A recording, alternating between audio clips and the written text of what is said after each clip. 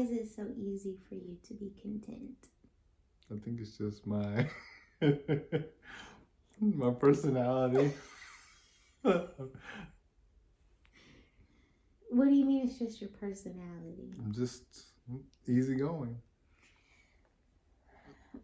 But does easygoing mean content? I think it can help you with being content. I can agree with that. And I think it's just a mixture of just, who you are, characteristics of yourself, personality. And I'm just already an easygoing, laid back kind of person. So I'm already kind of, I guess, quote unquote, content with, life in general. Or if things, I'm okay with, I guess, not how things always are, but, if something doesn't go my way, it's not an overreaction to, not getting it. And you're just, I'm more grateful for the things that I have. Like, I think it's just easier for me to look at those kind of things than just complain. I think I don't like complaining and being negative. So I think just that in general helps you be Which content. is so weird because you're competitive and you hate to lose. Yeah. So I don't understand how those two parts of you Because then I just don't look at it as losing. So shouldn't you be content with losing a spades game? No. Because you're playing a game, like you win or lose. The game of life, you win or lose. But just because I didn't get something, it doesn't mean I lost. I just didn't get it. It's not over. The game is not over. It's like in a series. I guess I'm more 4-1. Hey, I lost this one, but it's a 4-game series. I can understand that perspective. I guess I'm more dramatic because I feel like if I don't get it, that's it. I've lost. It's not over. But it feels like it's over. And I think that's the point of being in life. Like, and then it feels like it's over, but you see examples of crazy things that's happened.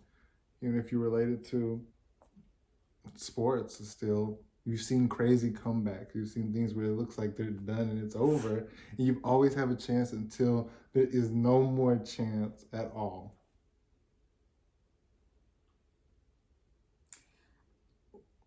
And I think this conversation of like contentment, I think is difficult for me in general, but then especially like there's not many things that I feel like, oh, I deserve this or I should have this. Then there's like that one or two things that I feel like, well, I've done everything else which should line up for me to be able to have this. And then I don't get it. And that's what makes me feel like, okay, well, I've just lost. Does that make sense? In a way, I guess you could see it like that, but it's not you lost for good. That's the thing. I think the difference is like you lost, but you can still get up the next day to play again. It's not an end of the world. Like, it's not like the game is over. Just the game is over. You're just, the next day you can decide to, hey, run it back. Just run it back. When you lost and you mad, and you should have won that, you're like, man, I was close. And you're like, let me run it back. I understand that. And I think that we've had the conversation that I'm trying to learn how to be more content with where we are in our marriage. More specifically, not having a baby and going on 9 years of marriage. And that I feel like has been hard for me because I feel like it's one of those things that's like, I'm married, it's been 9 years, I'm trying to do everything right, and it's still not happening.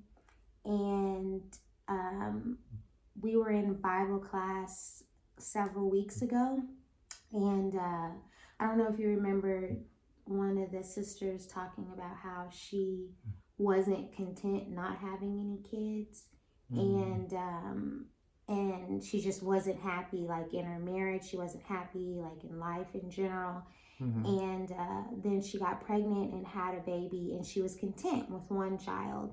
And then I don't know how many years apart, but then she got pregnant in her 40s with her second child.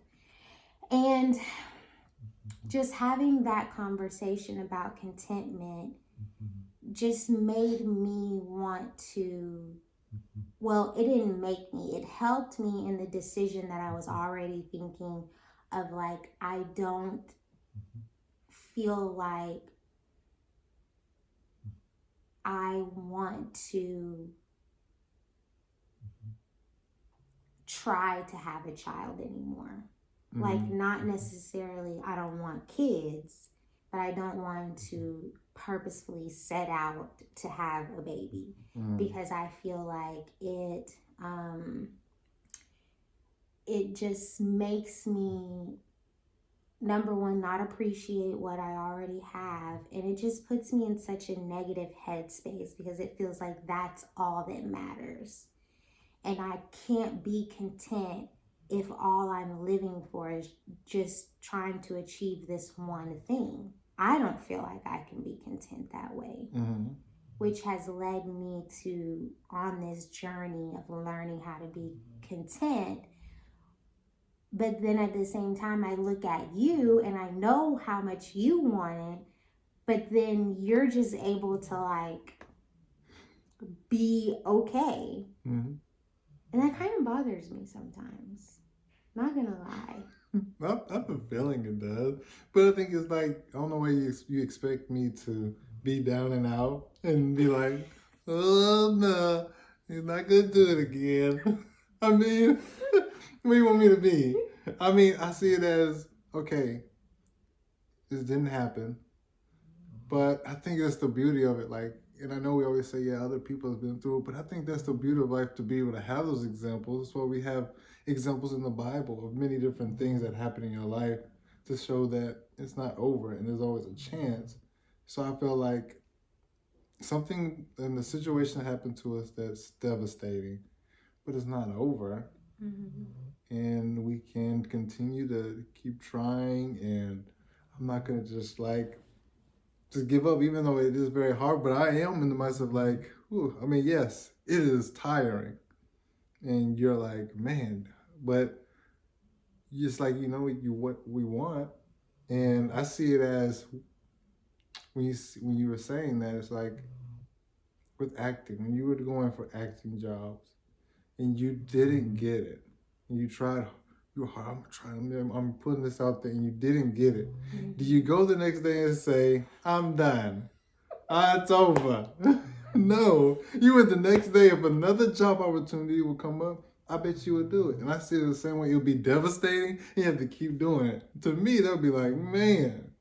But you keep doing it and keep fighting. And I say, like, that's the same way. It is tiring. And I can see it even from your point of view. It's just so draining and emotional. And it is.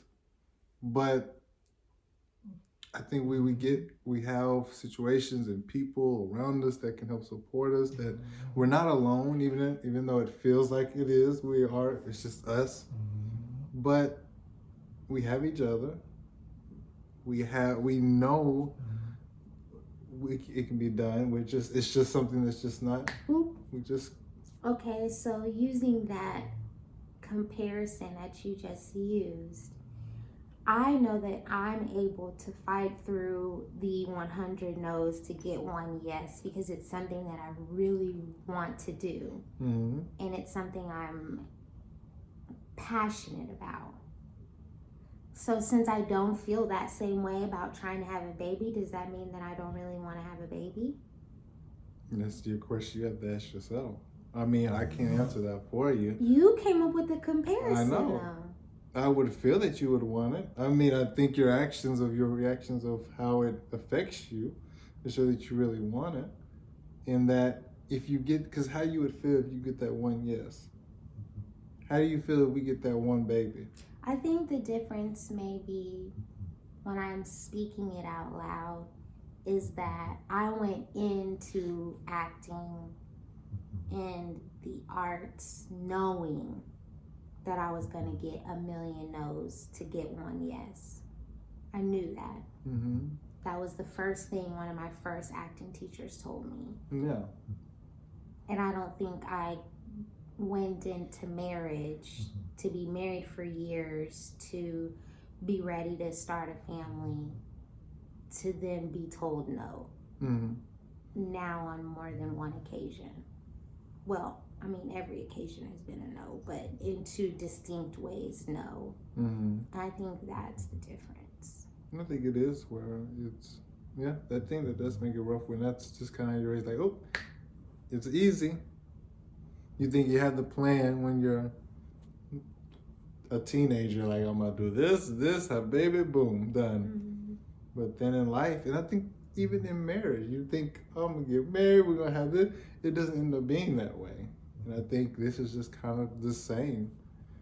And I mean, even though we've had, our ups and downs in our marriage, but, we having a great marriage now. And I think, yes, it's tougher for us to start, having children, having the family, but we're blessed to be able to have a great marriage.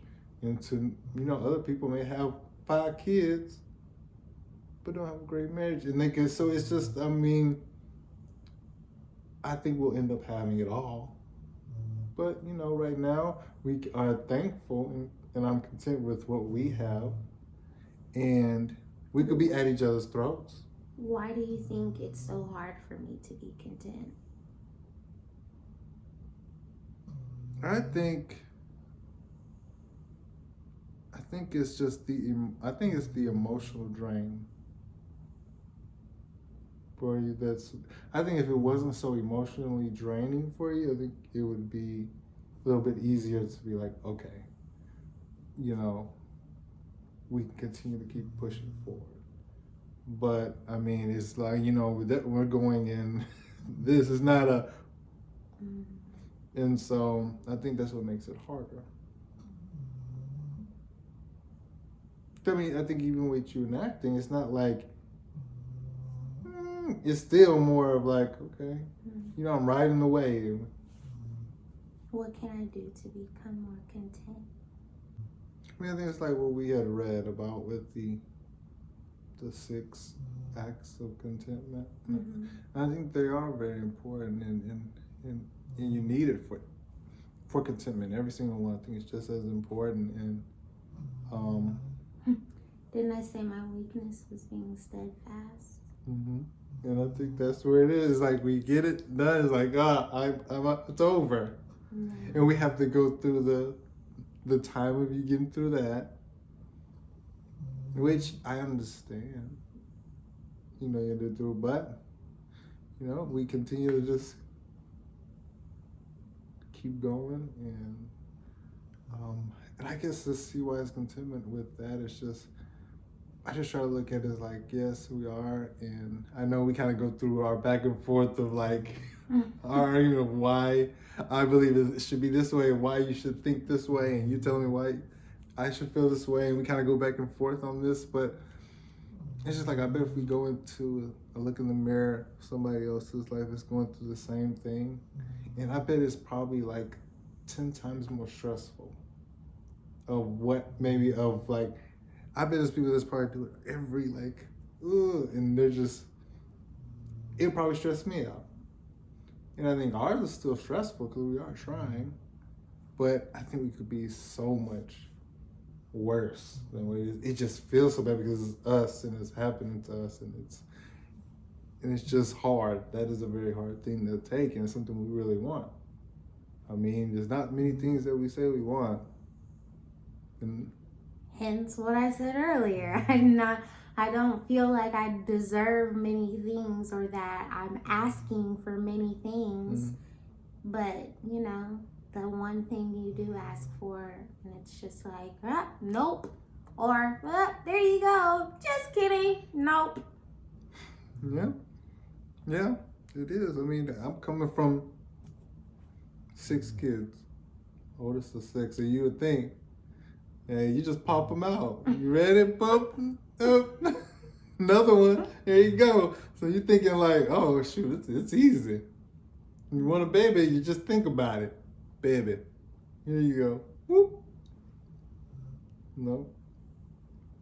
It's just not how it goes. And I think the Lord knows that we really want it. And I mean, He knows we wanted, us for a home, and we're going through this process of trying to get a home, and it's even where we are from where we were and where we are now. Look where we are. Like, it was like, ugh, you gotta do this. Well, I gotta do this. So you already knew it was me. That's what you're thinking. That wasn't me. I wasn't thinking that. I've thought that, but I wasn't thinking that right now. You see, and now we got it, and we're at a better place, and for something potentially great. Thanks, babe. Welcome. So pretty.